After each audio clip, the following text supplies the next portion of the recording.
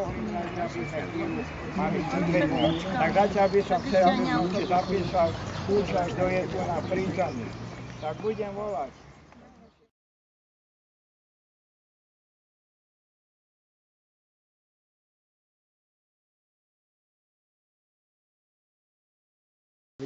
Dobre. Snúbenica, to bola snúbenica. Snúbenica vieme na prvom ráne.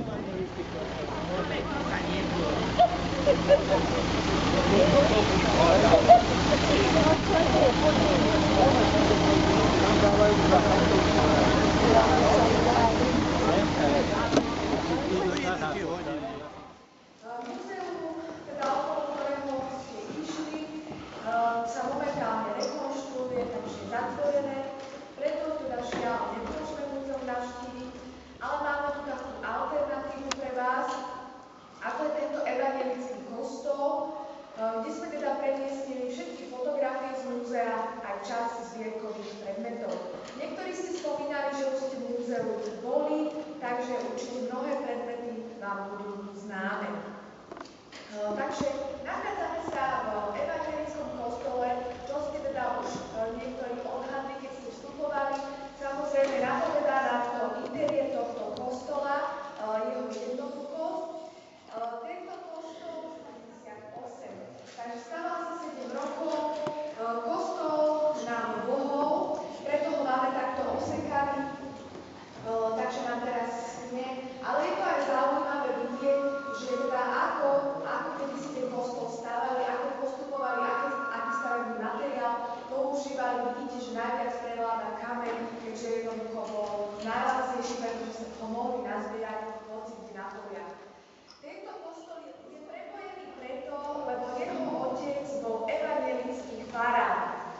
Volal sa Pavel Štefánik, bol prvým farárom v tunajšom cirkevnom zbore, pôsobil tu 42 rokov a teda za jeho pôsobenia sa postavil tento kostol a taktiež. Keďže sa narodil 21. júla 1880, aj napriek tomu, že sa narodil v poradí ako 6. dieťa Štefánikovcov, bol prvý, ktorý bol v tomto kostole pokrstený. Keďže kostol sa dostával v roku 1878 a on sa narodil v 80., takže zároveň bol prvým dieťaťom Štefánikovcov, ktorý tu bol krstený. Preto tu už môžete vidieť originál krstiteľnicu, v ktorej bol teda Milan Rastislav Štefánik pokrstený.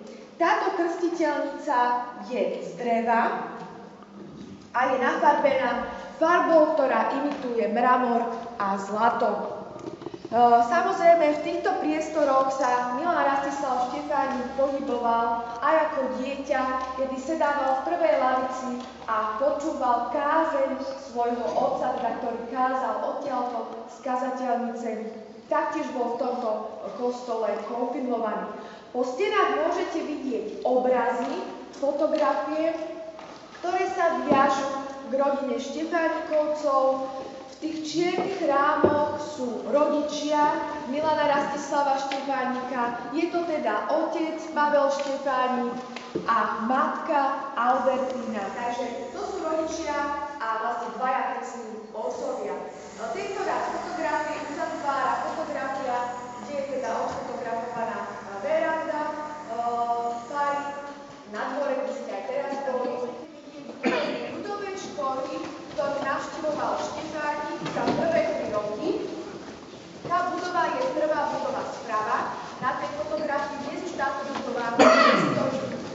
Navštevovali sme tam prvé 3 roky preto, lebo ako 9-ročný odišiel do Šamorína. Aby sa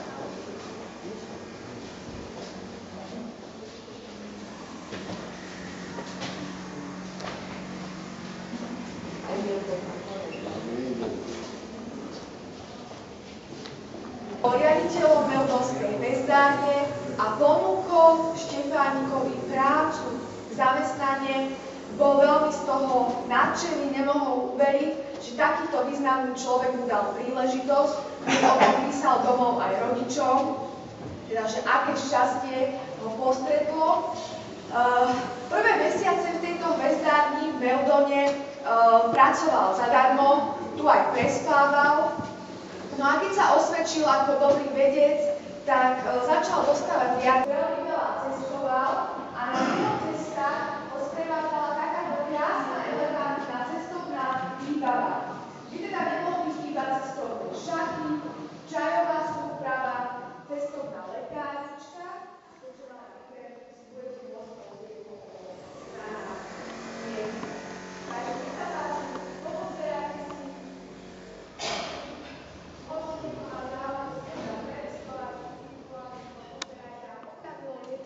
Bratislavou, hľadali pristávaciu plochu, mali pristať na letisku vo Vajnoroch, teda na vyznačenej ploche, približne v tých miestach, kde stojí dnešné letisko. Žiaľ teda z dosiaľ neobjasnených príčin, lebo oficiálna verzia nie je prijatá, sa lietadlo zrútilo, začalo horieť a celá posádka tragicky zahynula. Tu už môžete vidieť predmety z miesta tragédie. Je to kabát od uniformy, ktorú mal Štefánik na sebe oblečenú. Taktiež je to šabla, ktorá sa pri páde lietadla ohla. Čas vrtule lietadla, rôzne prístroje z lietadla a vyznamenania. Štefánikové telo sa nachádzalo ďalej od horiaceho lietadla, takže oheň neporušil jeho telo. Pri pitve bol zároveň vykonaný sádrový odliatok rúk a posmrtnej masky, ktorý si môžete pozrieť tu. Taktiež po stenách sú fotografie zo miesta tragédie, je tam jeho smutočné oznámenie, parté a taktiež fotografie z poslednej rozlúčky. Ktorý si nám privedli, som maličkovcov, že som chcel odbehnúť, no ale to sa vstáva ešte raz. Srdečne ďakujem a tešíme sa na nejaké stretnutie.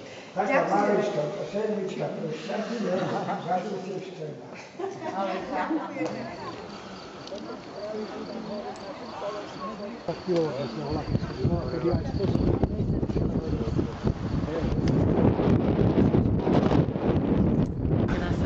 Počkaj, pôjdeme my tam hore.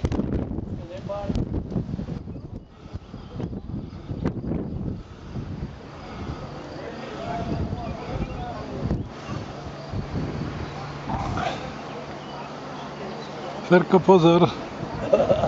Dávam. Dobre.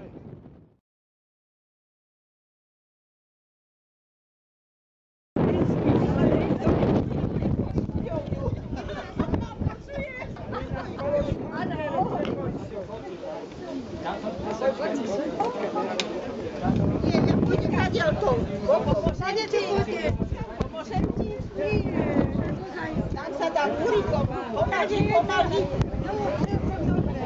No, chcete sa, ako chcete.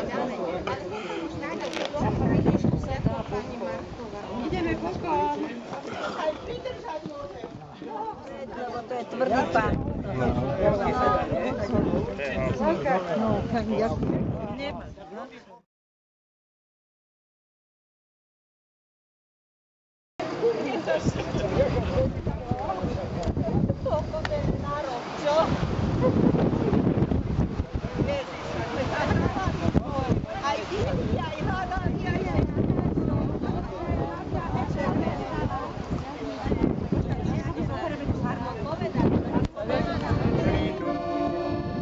Ja tebe lásku hovorím,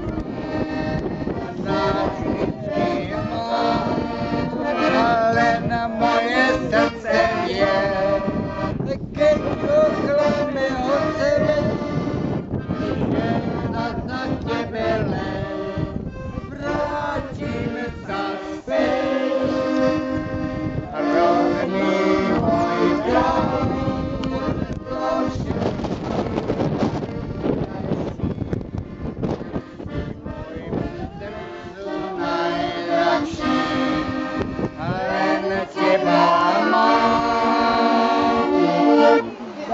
Dobre.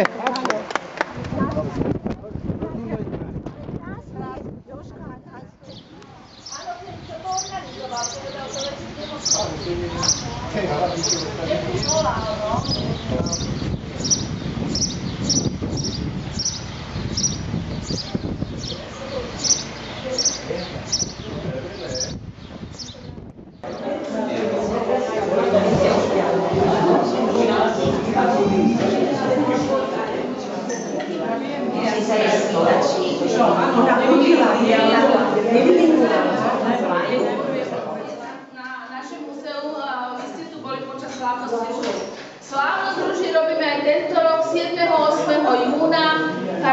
Keď nie je ďaleko, kto bude mať chuť, nech sa páči.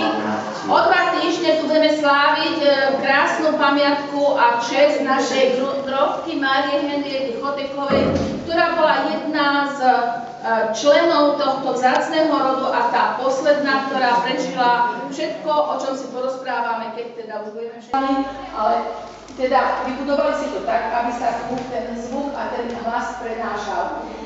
Jedna zostala pôvodne aj vymalovaná. Ostatné, či už tapety alebo malovky, boli nemocnici teda zmalované na bielo, lebo teda to sa všetko nemocnica potom na bielo líčila a tapety sa otrhali. Táto freska, chvála Bohu, zostala. Je to dielo neznámeho talianskeho maliara, nepodpísal sa nám, vieme len, že bol pôvodom Talian. Je to plastická malba, čo znamená, že vystupuje zo steny. Vidíte, keď pozriete aj na ten kvetináč alebo na tie stĺpy, sa vám zdá, ako to bolo vystúpené a ono je to tak vystienované. Zaujímavosťou je aj tento plafón, ktorý nám ukazuje, ako keby bol stavaný do kopule, ale on je úplne rovný.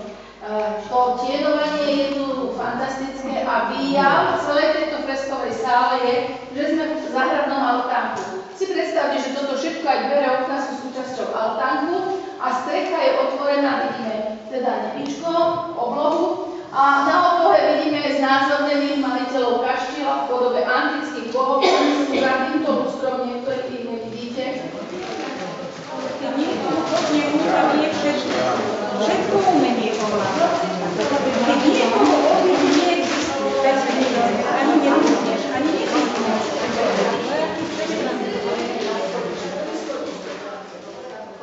Nemali sedliackí ľudia tu v dedine záujem si preniesť do domu, pretože poprvé hrať na klavíri to len ozaj kto má veľký talent a snahu a mať to v izbe zapratalo by to celú izbu. Nemali záujem, tak tieto klavíre, podľa všetkého ich tu bolo asi 6, možno aj viac v tomto priestore, Jozef Musík teda podporoval umenie, či už budovné. Prešli do trnavských škôl. V Trnave sa na nich hralo v školách. A samozrejme prišlo obdobie modernizácie, kedy už sa...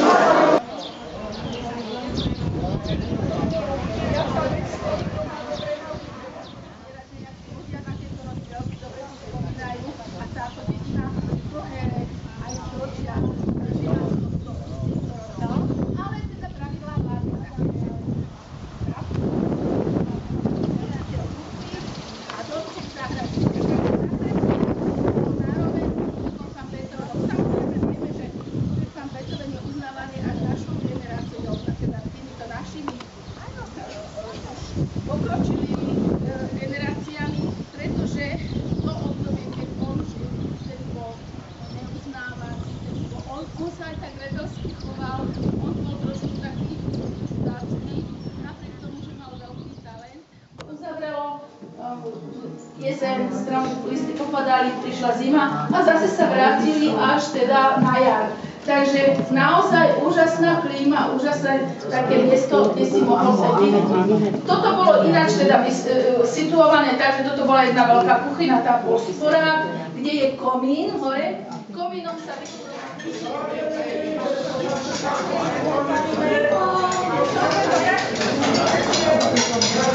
Polievka je málo slaná, nevesta je neposkaná.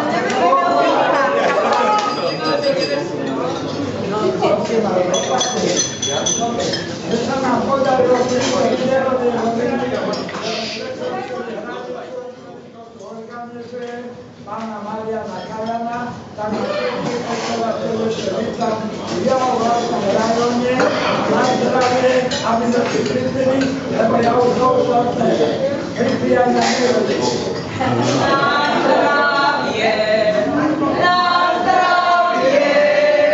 Vypíme si na zdravie, na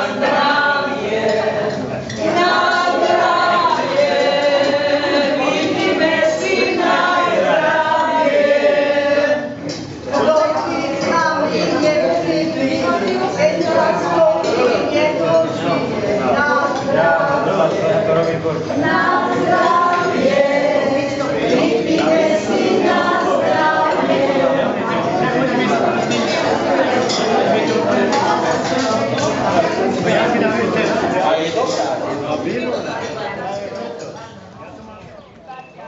To je presne takisto ako tí dvaja.